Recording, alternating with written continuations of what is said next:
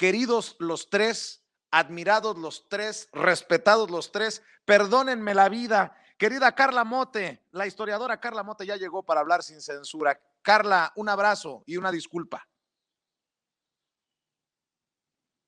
Carla, ¿andas por ahí? Bueno, vamos a ver si logramos mejorar la conexión. Jorge Armando Rocha, querido Jorge Armando Rocha, un abrazo y una disculpa, pero pues ya te diste cuenta cómo son las cosas, viejo. No, estimado, aquí estamos. Muy buenas noches, aprovechando también para ir haciendo otras cosas. Ya sabes que somos multitask, ¿no? Tareas múltiples y de pronto, por ejemplo, estoy terminando mi columna que mañana sale en Revolución 3.0, entonces para que estén atentos, estimado Vicente, aquí con gusto de comenzar el examen contigo. Qué bueno que mencionas, ya es columnista Jorge Armando Rocha en Revolución 3.0 para que busque en Revolución 3.0 lo que escribe, lo que tiene que aportar para el debate público. Y mi querido, el mejor flautista mexicano, Horacio Franco, perdóname la vida, Horacio, por tenerte esperando. No. Importante la entrevista con Laura Barranco. Un abrazo, disculpa. Un abrazo a ti, a Jorge Armando, y bueno, ahora que llegue Carla, es un honor estar aquí y vale la pena esperar, porque obviamente el testimonio de Laura es un testimonio valiosísimo y es un testimonio que sí reafirma precisamente, pues obviamente todas nuestras convicciones, ¿no? Y evidentemente es muy importante que lo hagan saber. Ya lo vamos a platicar entre los tres porque ya llegó Carla Mote. Pensé que se había enojado y me había dado la conexión. Querida Carla, te mando un abrazo y una disculpa por la espera. No, Vicente, para nada. Más bien, aquí hay mucha lluvia en el sur de la Ciudad de México y quizá por eso mi señal no esté muy bien. Espero que aguante bien esta mesa de análisis. Saludos a los compañeros con quienes comparto y estoy muy honrada de hacerlo esta mesa esta noche. Carla, inicio contigo. Los montajes, ahora los mentiras. Carlos Loret de Mola, pues sigue mintiendo y después de este esperado careo, Magaña y con Laura Barranco, sale a despotricar contra López Obrador, a quien pinta como pues el promotor de esta narrativa de que él es el culpable del montaje, él es el malo de la película, pero en realidad es una blanca palomita. Pues vemos a Loret de Mola un poco con por un lado sacando las uñas, ¿no? Creo que defendiéndose como periodista golpista a través, ya lo sabemos, de Latinus, de las noticias que recientemente ha tratado de colocar, ¿no? Con el tema de los hermanos del presidente Andrés Manuel, pero pues todo enmarcado en este juicio y en estos careos, pues evidentemente nos dan como esta digamos, reflexión de, bueno, pues, cuáles son los intereses que él está tratando de defender con uñas y dientes. Y otra es esta, pues, supuesta persecución política que es algo recurrente, ¿no? Entre quienes tienen miedo a ser llamados por la justicia y pues apelan a esta situación. Y pues bien, yo creo que justamente en el fenómeno comunicativo, todo el golpeteo mediático recibido por el gobierno actual, que han recibido, en este caso, el gobierno de Andrés Manuel López Obrador, y que es en el que está, pues, Carlos Loret como uno de los protagonistas, pues, justamente lo observamos, pues, él mismo, ¿no? Pues, inmerso en un proceso de justicia por esta poca ética profesional en el... Bueno, creo que es la lluvia, la tormenta que me dice Carla Mote está cayendo en la zona en donde está transmitiendo, que la hemos perdido, quiero imaginar. Mi querido Jorge Armando Rocha, pues Carlos Loret de Mola hace un guajardazo y se dice perseguido mediático en lugar de político, pero bueno, sí, de acuerdo, estimado Vicente, ¿qué tal, estimado Horacio? Comentar primero que ahora nos queda muy claro que en Televisa dan clases de actuación. No sabemos qué tan buenos son los maestros, o sea, que el público juzgue qué tan buen actor es Carlos Loret de Mola. A mí me parece que es pésimo actor y bueno, pues también diría algunas consideraciones. Por ejemplo, que pareciera que él fue armando una defensa mediática, que fue administrando el asunto de los videos junto a quienes le han dado esta información, y por algo acelera este segundo video de este otro hermano de López Obrador, porque cuadra, digamos, con lo que él quiere aparentar, que es un perseguido político o mediático, y sabía, tenía muy claras las fechas de esta comparecencia, de este careo, y no es casualidad que suelte hace unos días este otro video del hermano de López Obrador, en donde Loret dice que son cantidades impresionantes de dinero, cuando es todo un cínico. Sabemos cuántos millones se mueven detrás de muchas entrevistas en Televisa, donde él fue el delfín de Televisa. Entonces, creo que no es un comunicador que pueda hablar de ética. Además, hay otro asunto importante.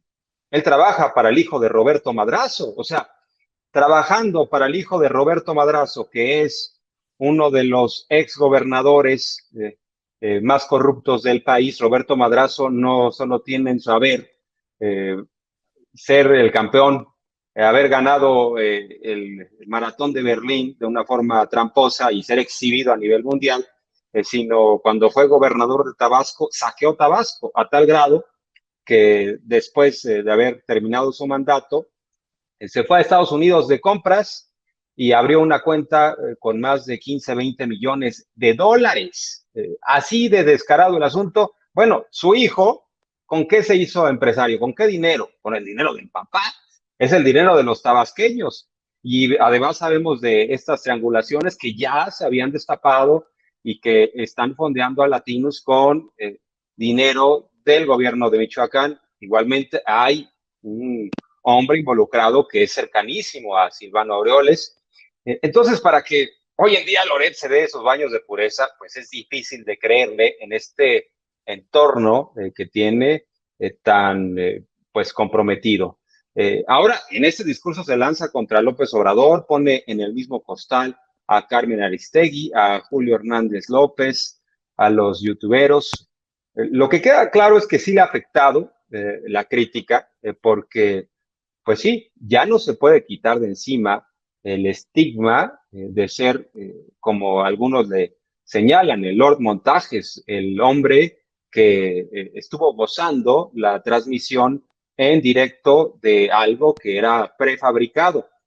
Hay un asunto importante en todo esto, lo que diga Luis Cárdenas Palomino, porque no solo le van a preguntar del delito por el cual está siendo perseguido, que es el de tortura, y ha sido consignado, sino por todas las tropelías que cometió junto con García Luna y muy probablemente con el conocimiento de Felipe Calderón, pero también, insisto, Luis Cárdenas Palomino participó en este montaje. A él se le puede preguntar con qué autoridad se planeó y además si Televisa tenía conocimiento y en su caso hubo un acuerdo no oficial precisamente para lavarle la cara a la policía. Entonces, todavía hay mucho por verse, por decirse, pero por lo pronto, pues yo no le creo a Loret y yo creo que es un pésimo actor y no quiero hablar mal de quienes dan las clases de actuación en Televisa. Debe haber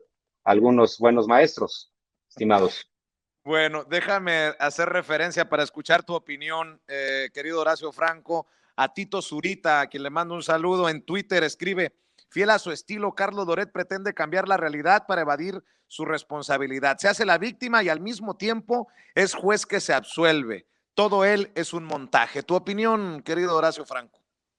Mira, a mí lo que más triste me pone, después de todo, después de ver este sainete, este juego de Carlos Loret y todo, es que pues Vallarta sigue en la cárcel, ¿no? O sea, eso es lo más triste. O sea, además, mucha gente en el chat, porque yo estoy en el chat desde hace ratito, mucha gente, y sí, le pide a Laura Barranco, ojalá que le hubiera dado el nombre del juez también. ¿Quién es este juez? Pues no, o sea, de qué maneras también todos estos montajes y estas cuestiones de la justicia en México desgraciadamente es un montaje deplorable, lamentable, es un montaje que hasta que no haya una revolución, una revolución en el sistema judicial, una nueva constitucionalidad a partir de modificaciones en la Carta Magna que ayuden a tener un mejor sistema judicial, pues no va a pasar nada, ¿no? Yo creo que ya hemos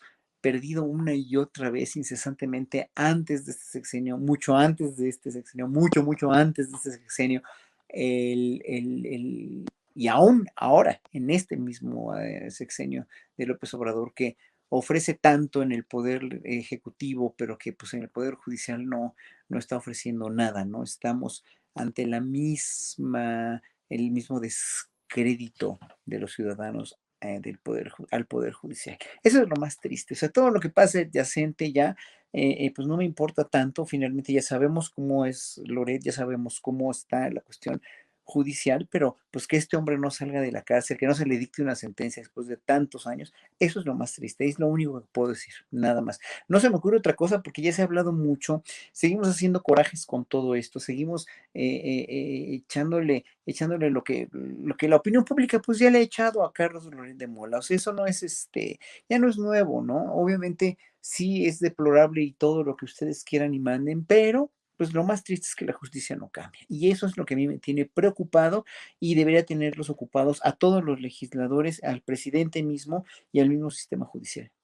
Claro, ya que estamos hablando de periodismo, de medios de comunicación, también se dio una controversia, Carla, eh, sobre qué es ético y no es ético, lo que es público y lo que es personal, de figuras políticas como la secretaria del Trabajo, Luisa María Alcalde, que pues es publicada en La Jornada viendo ropa o artículos en su celular. Para mí no era nota, no había necesidad, no había por qué publicar una fotografía de Luisa María Alcalde en un momento pues de ella, muy privado, en un asiento del avión.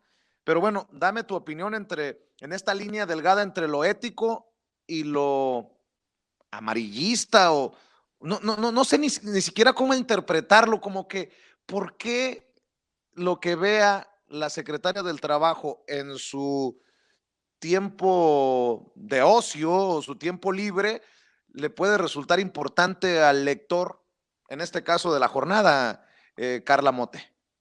Creo que esto rayaría en lo banal o superficial de no ser porque la secretaria es mujer. Y aquí tenemos también que considerar cómo se juega, en este caso en una nota periodística, con la opinión pública en torno a la frivolidad femenina. Entonces, pareciera como que ver artículos de moda o de ropa en su celular fuera una cosa totalmente irrelevante. Sin embargo, es una forma de demeritar su trabajo político. Si un varón estuviera en su celular viendo zapatos, creo que ni siquiera se imaginarían como que eso sería nota. Y aquí yo creo que estamos ante una situación que si bien no entraría en la tipificación de violencia política en razón de género, a la luz de la cultura machista, patriarcal, sí lo podemos observar como parte de un intento por demeritar a una figura de un alto nivel, como en este caso la secretaria de Trabajo, que además hay que decirlo, es una de las secretarias mujer y más jóvenes que hemos tenido en nuestro país. Entonces, no es cosa menor pensando en cuáles son los elementos que se buscan para, en este caso, demeritar su trabajo. Yo creo que justamente, mirarlo de esta forma, pues nos ayudaría a entender por qué eso sería noticia, pues porque es un ataque atendiendo a los principios, digamos, más machistas, patriarcales y que atienden a reforzar los estereotipos sobre las mujeres en su actividad pública o política. Y sobre la línea entre lo público y lo privado, yo creo que ella lo denuncia con digamos, esta claridad, decir, es que este es un momento en el que pues yo simplemente estoy sentada en una espera, en un avión, y pues estoy observando algo en mi celular, pero fíjate cómo han ocurrido casos similares en los que se han puesto en evidencia cosas muy deplorables que han visto, por ejemplo, legisladores en casos en los que están viendo cosas francamente pornográficas durante su trabajo legislativo. no sé, ahí por ejemplo, digamos, si están haciendo eso en su horario laboral y además con cosas, digamos, que se salen de todo protocolo, de toda norma y son condenables, porque además en su momento se llegó a comprobar pues que estaba metido en chats de legisladores y etcétera. Recuerdo que fue de la bancada del PAN, aunque no recuerdo de qué legislador, pero aquí sí creo que vale la pena pues justo pensar por qué asomarse a lo que observa una persona en un momento en el que no está trabajando, pues es condenable a todas luces, pero el tema de género yo creo que es el que atraviesa en todo a esta situación. Así es, Jorge Armando Rocha, la línea entre lo que es nota y lo que no es ético. ¿Tú cómo ves esto? Entre lo público y lo privado es una línea bastante borrosa cuando estamos hablando de servidores públicos. Me parece que te referías, estimada Carla, a Ismael García Cabeza de Vaca, que es, por cierto, el hermano del gobernador panista de Tamaulipas, Francisco Javier García Cabeza de Vaca, que estaba viendo pues una imagen, le mandaron y eh, supuestamente él dijo, incluso es un escort, entonces mándenme sus datos y eh, recuerdo la frase, él escribió me la quiero tumbar y resulta que ni siquiera era un escort.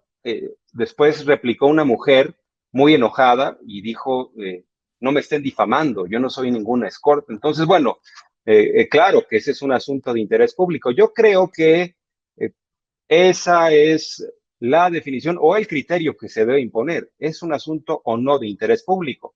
Creo que los funcionarios tienen derecho a una intimidad, por supuesto. Es diferente cuando ellos hacen públicas ciertas cosas. Tengo en la mente un reciente ejemplo, algo que acaba de suceder. Samuel García pone un video en Instagram en el que está con Mariana Rodríguez, su esposa, y le recrimina que esté revisando su celular y le dice, oye, ¿por qué revisas mi Instagram? Y ella le responde, no, lo que pasa es que no me gusta a quienes de pronto sigues. Bueno, a mí me parece que esa frivolidad, ellos la están haciendo pública, entonces, pues los medios de comunicación y todos en general tenemos derecho a opinar porque son ellos los que ponen al debate esta situación que a mí me parece lamentable que haga eso Samuel García, porque es el gobernador electo de Nuevo León y continúa bajo esta lógica del Instagram y del TikTok, o sea, por eso votaron. Ahora sí que les vaya bien, pero sí, estoy de acuerdo en que se puede dar una invasión a la intimidad, diría una rudeza innecesaria y que a veces los medios muestran sus agendas de golpeteo a ciertas figuras, pues rompiendo estas líneas y llegando a la trivialidad, a la frivolidad, a cosas que no aportan. En el caso de la secretaria del Trabajo no es un tema ilegal, ya lo decía Carla, no es un tema que corresponda a la posible comisión de un delito. Bueno, ver, es como cuando también le critican en su momento a Jacob Polensky, que si tiene una bolsa y que si va a comprar otra. Bueno, eso no es una comisión de un delito, pero bueno, insisto, sí, es una línea borrosa. También creo que los servidores públicos y los políticos en general están sujetos al escrutinio público y están sujetos a que pues esta vida privada sea mucho más frágil. Ellos deben de saber que cualquier cosa se puede convertir en un asunto público. Se deben ir con cuidado, pero sí creo que fue rudeza innecesaria con la secretaria del Trabajo. Horacio Franco, ¿tu opinión acerca de este caso en particular? No, concuerdo total y absolutamente con mis colegas. Es hasta innecesario para un periódico realmente con la línea editorial, con la seriedad de la jornada, que haga esto como de paparazzi barato, ¿no? Nada más, la secretaria, que es una de las que más trabajan y nos consta, la secretaria que es una joven que tiene el derecho a tener vida privada y a ver lo que quiera en su teléfono. O sea, no tienen por qué en un momento de estar esperando un avión, no tienen por qué hacer esto, no tienen por qué, y sobre todo publicarlo, ¿no? O sea, para tirarle a quién, a ella que no trabaja, a ella que que no ha solucionado tantos problemas, que tiene tantos problemas por resolver todavía. O sea, no entiendo la utilidad, pues, ¿no? Yo creo que y ahí vamos a hablar mucho del periodismo, ¿no? Todo el periodismo, toda la prensa escrita, toda la prensa por internet, toda la prensa por los medios, en radio, televisión, etcétera, tienen la enorme obligación de lanzar o de publicar cosas que sirvan para crear una opinión pública, que sirvan para dar una noticia, que sirvan para realmente forjar una opinión pública, ¿no? Y eso, pues, ¿qué haces con eso? ¿Qué haces con una cosa así? No puedes hacer nada, finalmente. O sea, inútil y fútil para mí hablar de una cosa así. La verdad, no tiene valor para mí ni periodístico y mucho menos, pues, no le están pegando a nada, no le tienen por qué pegar a nadie porque la secretaria tiene todo el derecho de ver lo que se le dé la gana. Nada más. Así. Martí Batres deja el Senado para incorporarse como secretario de Gobierno de la Ciudad de México. Así lo anunció Claudia Sheinbaum. Algunos consideran que es un reacomodo en las fuerzas morenistas, otros que incluso colocan a Martí Batres en una posición importante rumbo al 2024. ¿Tú qué piensas, Carla, de este movimiento, de este anuncio que hace la jefa de gobierno, que no es obviamente bien visto por muchos comentócratas, por muchos políticos de oposición?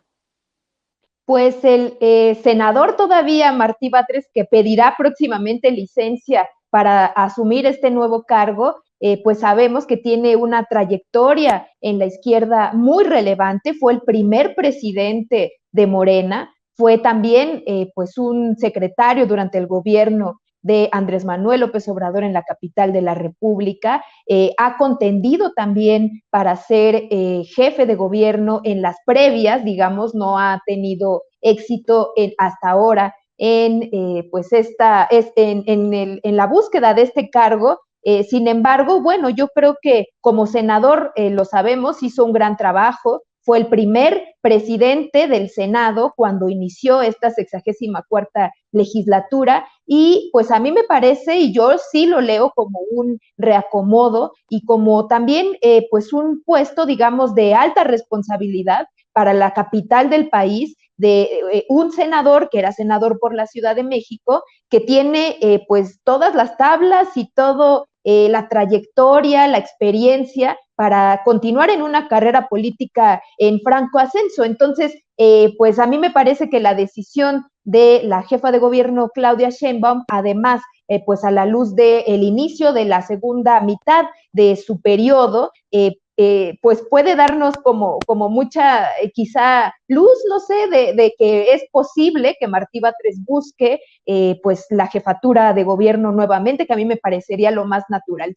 Y bueno, por otra parte, se deja atrás, o sea, abre este nuevo cargo en el que estará ahora, que será el ex secretario Suárez del Real, y bueno, pues él permanecerá además en la cercanía de Martí Batres, de la jefa de gobierno Claudia Sheinbaum, y bueno, pues ya veremos cómo se van moviendo también las decisiones y el actuar político de esta administración con la presencia de Martí Batres, reitero, un cuadro yo creo de los más fuertes que hay en el partido Morena, bueno, que estuvo en el legislativo y que ahora pasa a este otro alto cargo en la capital.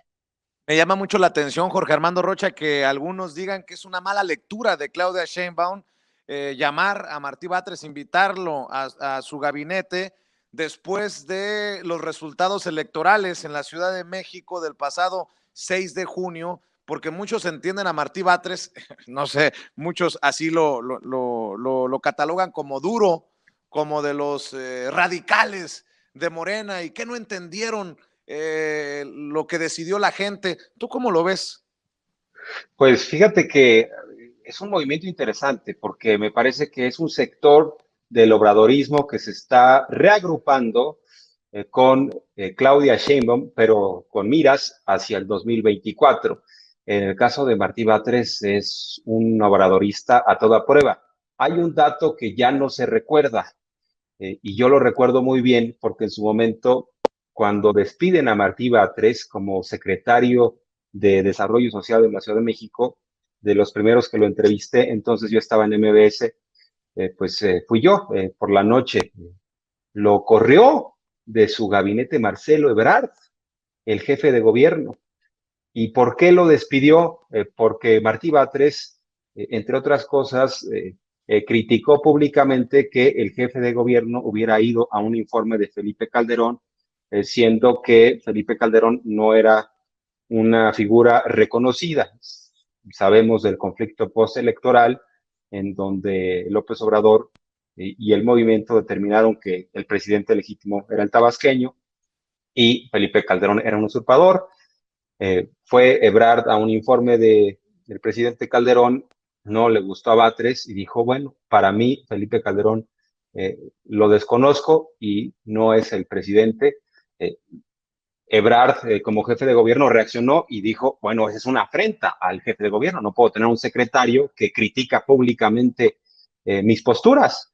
Entonces lo despidió. Entonces, también, ¿qué quiero decir con esto? Que pareciera que se está armando este grupo también en la búsqueda del 24, así lo entiende, es una jugada de ajedrez de la propia Claudia Sheinbaum, así lo entiende para ir cerrando filas frente a Marcelo Ebrard. ¿Esto qué quiere decir?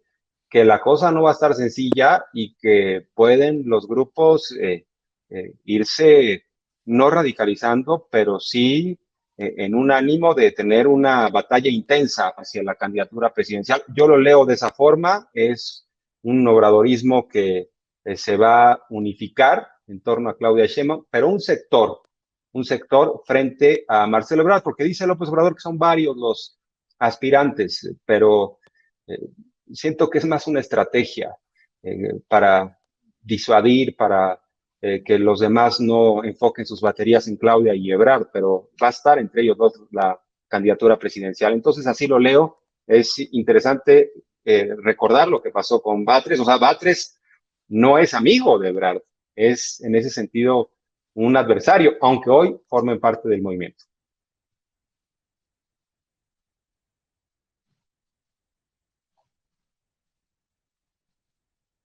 No sé si sigo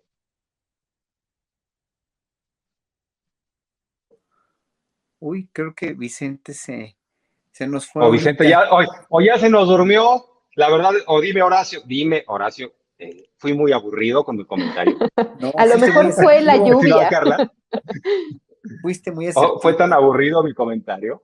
No, fuiste muy asertivo y además aquí hay alguien del público que dice que a esta mesa le pongamos nombre, que les gustó mucho esta mesa. No, Ah, pues adelante, Ahora, ahí está, adelante. ahí está Ya reconectándose. reapareció el la, conductor. la- me afectó a mí, Es la lluvia, Vicente. Horacio. Antes de escuchar tu opinión, les ofrezco una disculpa. Vamos a ver y escuchar a Martí Batres precisamente esta mañana, luego del anuncio que hace la jefa de gobierno de la Ciudad de México, Claudia Sheinbaum. Escuchemos y veamos a Martí Batres. Agradecer la generosa invitación de la doctora Claudia Sheinbaum para incorporarme al equipo de gobierno de la Ciudad de México que ella dirige. Reconozco en Claudia Sheinbaum un referente auténtico, forjado a lo largo de muchos años en la oposición al viejo régimen y en la lucha por la transformación democrática de México. Mi labor en el gobierno de la ciudad se desarrollará con institucionalidad, ánimo conciliador, entrega al trabajo, austeridad personal y espíritu republicano. Vamos a dialogar con todas las clases sociales, poniendo el acento en la atención de la gente con más necesidades. Mantendremos una relación de comunicación y de respeto con el Congreso, con las alcaldías, con los partidos políticos, tanto de gobierno como de oposición, es decir, con todas las fuerzas políticas, con toda la pluralidad de la ciudad. Alentaremos la intervención ciudadana en los asuntos públicos como una forma de democracia participativa. Son las Y declaraciones de Martí promoveremos Batres.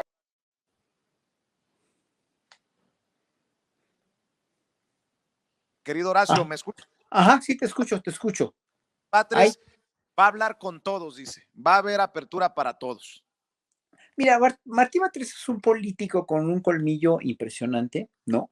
Es un político de izquierda, con un historial pese a sus desavenencias con el mismo, pues bueno, con Marcelo, obviamente, ¿no? Y con Monreal. Y no es, sé que no es muy amigo de los Bejarano Padierna, pero es un líder político y uno de los grandes garbanzos de libra de Morena, eh, eh, por mucho, ¿no? Por mucho. O sea, es un candidato a jefe de gobierno muy presentable, es una gente que conoce muy bien la política de izquierda, conoce muy bien la ciudad, y ya sea un próximo jefe de gobierno posible o lo que sea, estoy seguro que va a hacer su trabajo muy bien. Son engranajes políticos dentro de Morena que finalmente yo no me quiero explicar, yo no soy parte de Morena, no formo parte de Morena, es la opción única que tuvimos la gente de izquierda para poder acceder a un gobierno como el que soñábamos de hace tantos años. Vemos estas decisiones que tienen, vemos estas cosas que nos atribulan, a mí me atribulan y me lastiman mucho como ciudadano. Yo no pertenezco a ningún partido, como ustedes saben, ni perteneceré tampoco, pero mi opinión, y valoro mucho que me invites aquí, tanto tú, Vicente, como Julio Estillero, a formar parte de las mesas, ¿no? Como Ernesto Ledesma, ¿no? Y que en un momento dado, pues valga mi voz de ciudadano. Yo me considero simplemente un llano y simple ciudadano, con una opinión y con una mentalidad crítica. Eso sí, nadie me lo puede quitar. Pero pertenecer a un partido o entender el entramado de los vericuetos de un partido político, a mí me sale sobrando porque no me interesa, porque finalmente entiendo que todos son problemas de condición humana y también de que todos en un partido político quieren finalmente el poder, un poder político determinado, un puesto político, que no hay que denostarlo finalmente, porque para eso están en el partido, para eso están concursando en el partido. A mí me invitaron como diputado plurinominal, ustedes lo saben, se los he dicho aquí y en varios programas, y no acepté. ¿Por qué? Porque ya no vuelvo a aceptar jamás en mi vida un cargo público, porque vi que no sirvo para eso y porque finalmente no me interesa, ¿no? El poder que yo tengo está en el escenario, y ahorita estoy viendo que, bueno, a la gente le gusta cómo hablo, soy muy hocicón, como siempre he dicho, pero más que nada es mi opinión como ciudadano, que yo transmito mucho lo que siento como ciudadano. Nos es ajeno o me es totalmente ajeno, y quiero que así se entienda, me es total y absolutamente ajeno el entramado, todo el engranaje que se da en un partido político como Morena, como el PRI o como el PAN, no me interesa, ¿no? Pero finalmente aquí lo que tiene que dejar Morena muy en claro con estos movimientos y con todos, es que Morena es un partido en el que los ciudadanos debemos y podemos confiar. Es decir, ya no queremos más de lo mismo. Sí, ya vimos que la oposición no tiene un líder congruente, ya vimos que obviamente la cabeza de todo este movimiento es hasta la fecha y seguirá siendo Andrés Manuel López Obrador, quien llevó todo esto a lo que estamos viendo, estos cambios positivos que estamos viendo, que no los quiere ver tampoco la oposición y sus seguidores tampoco, ¿no? Pero nosotros sí los estamos viendo, nosotros sí los estamos respaldando. Bueno, déjenos, por favor, Morena, se lo suplico, déjenos respaldar ese movimiento, haciendo finalmente lo que deben hacer. Dejen las broncas en paz, dejen todas estas cosas que son pueriles, y que son finalmente resultado de que en Morena se admitieron a muchas personas que sí no cumplían, dijéramos, con este idealismo de izquierda, con esta cuestión de cambiar un régimen, cambiar todo o modificar o hacer evolucionar al país en un país como nos lo merecemos todos los ciudadanos, tanto la oposición como la no oposición. Nos merecemos un país mejor, pero somos un país maravilloso que no han querido realmente cambiar. Y si sigue Morena con todos estos líos entre ellos, estos vericuetos y estas cuestiones de posturas, a veces de veras digo, lo explicaba John Ackerman hoy, ¿no? Y yo coincido en ese sentido mucho con él. O sea, tan desgastantes, porque eso es lo que hacen con la opinión pública y aún con la gente que los apoyamos y que somos de izquierda, es desgastante para nosotros. Ojalá que Martí Batres haga un buen papel, al contrario, yo lo apoyo en ese sentido mucho. Claudio Sheinbaum tuvo un gran acierto, ¿no? Alfonso Suárez del Real quedó en un puesto también muy bueno porque es un gran periodista también, y esperemos que todo sea para bien. Yo nada más es lo único que puedo decir. ¿Por qué no cerramos con un comentario acerca del caso de Emilio Lozoya y Odebrecht? Se cumple un año y Emilio Lozoya, ¿alguien sabe dónde está? Creo que descansa muy a gusto en su casa y el juez vuelve a aplazar su audiencia. De esas cosas surrealistas que pasan en nuestro país. El caso Lozoya, creo que se le está haciendo duro el engrudo, como decimos, a Alejandro Hertz Manero, o cómo ven ustedes esta situación, Carla Mote. Como parte de estos vericuetos del derecho penal, en el que, bueno, pues al acogerse a este criterio de oportunidad, abre la posibilidad de que se den pruebas para enjuiciar a otros personajes de mayor jerarquía. Sin embargo, bueno, pues hemos visto la lentitud en el proceso y justo yo creo que este tema viene muy bien con lo platicado previamente con Antonio Atolini, que es justamente la necesidad también de empujar de forma ciudadana la agenda de la verdad y la justicia, porque estamos viendo en este y en otros casos cómo empujar la celeridad en los casos y bueno, en este caso con el de Lozoya, pues observamos no solamente que no hay este procedimiento con otorgamientos de prórrogas y con pues apelar a los las fallas en el proceso para alargarlo, para cambiarlo y bueno, pues tenemos una justicia que observamos difícilmente ha otorgado justicia a las víctimas, en este caso por una situación de corrupción tremenda, que además pues es justo decirlo, que fue el marco en el que se llevaron a cabo las reformas estructurales de Enrique Peña Nieto, en particular la reforma energética, y pues en ese sentido a mí me parece deplorable toda la situación. Sin embargo, pues también se están al mismo tiempo, dando pie a que se abran otros procesos. Por ahí ya vimos el del senador Lavalle, que ya también por ahí está involucrado y en una nueva apertura de proceso judicial a raíz de las declaraciones de Lozoya. Y pues esperaríamos, ¿no?, que este caso avance, pero yo insisto, justamente ante este marco de impunidad se caen todas estas argumentaciones de la derecha que está en contra de la consulta ciudadana, diciendo que la ley debe de aplicarse como si esta ley fuera natural y se aplicara por sí sola sin que un contexto, digamos, estuviera obstaculizando la impartición de justicia. Por eso yo creo que la participación ciudadana es fundamental y aunque no es el tema en sí, yo sí creo que justo nos da para reflexionar por qué empujar esta agenda, la agenda de la justicia desde la ciudadanía participativa en una democracia directa, vale tanto la pena en este momento histórico en el que se están abriendo oportunidades que no existían en otros momentos para que los crímenes del pasado y también en este caso de corrupción totalmente fuera de ética y con escandalosas cifras que vienen de robar nuestros propios recursos, los que son del erario público, pues encuentren por fin, digamos, un cauce. En este caso sería súper valioso, yo creo, empujado por la ciudadanía. Entonces, este caso sí, Lozoya o Emilio L. por ahí anda en un procedimiento, pero seguramente con todas las comodidades, y mientras tanto, pues todos estos actos de corrupción, pues ahí están en espera. Entonces, pues vamos a ver, el proceso o la prórroga que han obtenido se cierra a finales de julio, a finales de este mes, me parece. Entonces, tendrá que ir acelerando el proceso, pero pues son estrategias de esto, de los vericuetos del derecho penal. Así es, Jorge Armando Rocha, parece que nos urge la justicia y otros traen pasito a pasito tiempos, ¿no? Llámese Alejandro Hertz Manero. Pasito tuntún, ¿no? O un pasito para adelante y otros para atrás. Y bueno, pues seguramente también preguntabas que dónde está Lozoya, pues en su residencia, quizá descorchando un buen vino y un buen queso. En una de esas y hasta se manifiesta en el chat, a lo mejor es fan de Sin Censura.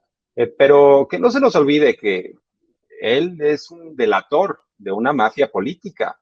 O sea, no es cosa menor haber cantado lo que ya ha cantado Lozoya, y esta mafia política, tarde o temprano, le puede dar alcance. Es una situación delicada, por supuesto. Eh, yo creo que como informante ha sido valioso, porque ha sido la bisagra, ha dado información de Odebrecht, de esta planta chatarra a sobreprecio. A su vez, por ejemplo, contó cómo hubo un trato con Ancira, y Ancira también estuvo en prisión, pero ahora, por los beneficios de la ley, que pareciera que hay un incentivo, que si robamos muchos millones del erario, pues la ley tiene estos beneficios, que podamos irnos a casa e incluso armar un plan de pagos, o sea, de lo que robamos les vamos regresando algo, en un negocio redondo. También me preocupa esto, la lentitud del Poder Judicial, de los jueces, porque al final del día son los jueces también los que van decidiendo los casos, y esto va en concordancia con el llamamiento que hizo el presidente de la Suprema Corte de Justicia de la Nación, Arturo Saldívar. Él dijo que hay corrupción, lo reconoció, y además lamentó que se siga vendiendo la justicia.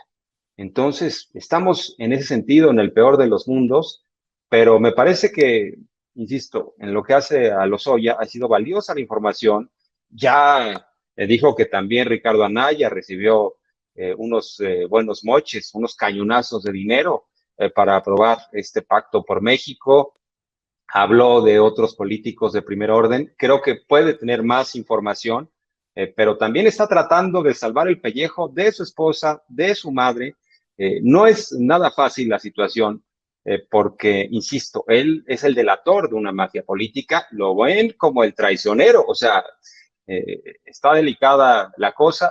Pues sí, tiene razón, la FGR ha sido muy lenta, el Poder Judicial también, pero es lo que tenemos, es el instrumental que dejaron. Y por supuesto, es el instrumental, el andamiaje jurídico, el cual conocen muy bien los abogados defensores, y conocen los caminos del amparo y todas estas cosas. Por eso, muy confiados, decían que se aplique la ley cuando ellos son los que conocen los caminos de la ley, y por supuesto que se aplique para las mayorías, para quienes roban un pan en el supermercado, y no para quienes se roban miles de millones haciendo un boquete y también hipotecando el futuro de las generaciones. Querido Horacio Franco, cerramos con tu opinión.